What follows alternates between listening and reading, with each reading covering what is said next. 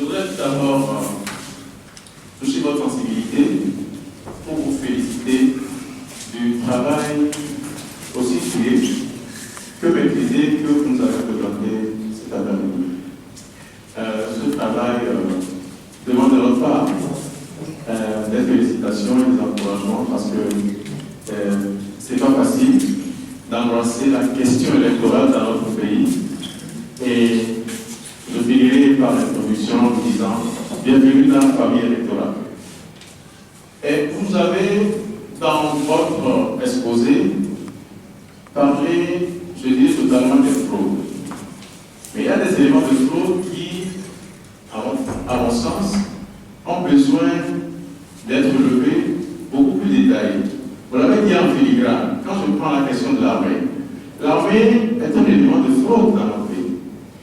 L'armée est un élément de fraude parce que non seulement c'est un élément de conservation de pouvoir, si nous prenons le principe que l'OGE, qui est l'organisme de gestion électorale, est censé organiser des élections et par ricochet le résultat donne l'opportunité de gérer au mieux un pays ou de créer une crise dans le pays et que l'armée intervient à un moment donné pour maîtriser et les acteurs et tout le processus. Donc l'armée, je ne veux pas parler de notre envoi, on est 4 ici, en 2015 de la CENI, pas l'armée, pas nos collègues commissaires, parce que c'est les militaires qui nous ont interdit l'accès en dehors de notre immunité conférée à nous par l'article 17 du Code électoral. Donc à partir de cet instant-là, l'armée meurt un élément de fraude électorale. Il y a l'autre aspect qui est le Code électoral lui-même, qui, en cet article 21 suivant à 28, qui parle du secrétariat exécutif. Alors nous parlons, la CENI, de la CEN jusqu'à la CENI, et nous avons notre commissaire, Dr Maglo, maire Amadou, qui est dans la salle, et des membres de la CENI aussi. On n'a jamais eu de secrétariat exécutif dans notre commission électorale, dans tous les pays. Il y a ce secrétariat exécutif qui existe dans les commissions électorales, soit autonome au Bénin, où on l'appelle secrétariat général, soit au Burkina, CENI avec secrétariat exécutif, soit au Sénégal, même chose secrétariat général, j'en passe, où l'autorité d'élection, la haute autorité électorale de la Tunisie, qui est un secrétariat exécutif. Je vous avoue que c'est le seul secrétariat exécutif qui a la main administrative et organisationnelle sur le fonctionnement des CENI. Et à partir de cet instant, il y a des unités d'appui opérationnel qui se créent en fonction des sous-commissions. Et dans ces unités opérationnelles, dans ces unités d'appui opérationnel, on recrute des experts en fonction de la logistique, en fonction de l'administration, en fonction des finances, en fonction de la communication, qui appuient les commissaires dans leur travail.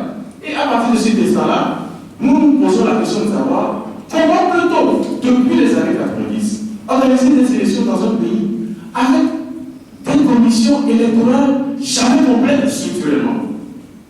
C'est un élément de fraude. C'est un élément véritablement technique de fraude. Nous revenons à l'autre élément important qui est l'intégrité du processus électoral. L'intégrité du processus électoral révèle qu'il y a 3 points qui sont des éléments de fraude. Le processus en lui-même. Dans l'intégrité du processus, nous relevons que le processus, tout cycle électoral est un processus, les 3 temps, c'est-à-dire les activités préélectorales, les activités électorales et les activités post-électorales, n'ont jamais été réalisées. Quand vous finissez, par exemple, les activités électorales qui ont pour point d'ancrage la remise du rapport, cela ne veut pas dire que la commission électorale disparaît. Non, jamais.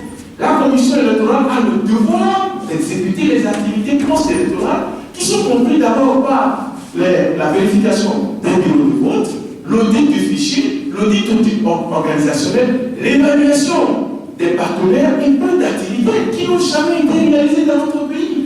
Donc ça aussi, dans le niveau de la structure elle-même, il y a un élément de fraude. Maintenant, nous revenons maintenant au commissaire administrateur. Le commissaire, oui c'est important, le commissaire, parce que si on ne relève pas l'intégrité, on n'a rien fait. Je suis en train de donner des éléments. Le commissaire lui-même, comme vous l'avez souligné tout à l'heure, est inféodé au ministère. On a vu ça. Quand un commissaire, dans l'enrôlement, je prends le cas de mon collègue là ici, à Cara, dans l'enrôlement, et on enrôle des enfants de 5, 6, 7, 8 ans, ils s'opposent. Et c'est des colonels qui viennent dire qu'ils vont l'arrêter.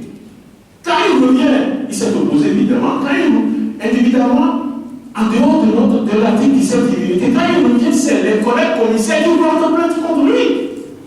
Les collègues commissaires, vous pouvez imaginer ça, à partir de cet instant, le commissaire lui-même est un élément de fraude. C'est à partir de cet instant que là on se pose la question de savoir qu'est-ce qu'il faut faire. Parce que dans notre pays, les gens ne savent pas que la commission électorale elle-même, qui a des compétences, vous l'avez dit, le ministre fait quoi? Le ministre utilise quoi? Ce qu'on appelle dans le code électoral les compétences partagées.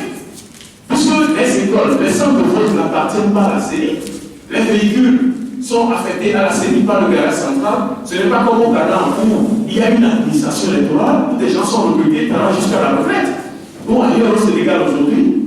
Mais le ministre joue sur ça. C'est les compétences partagées.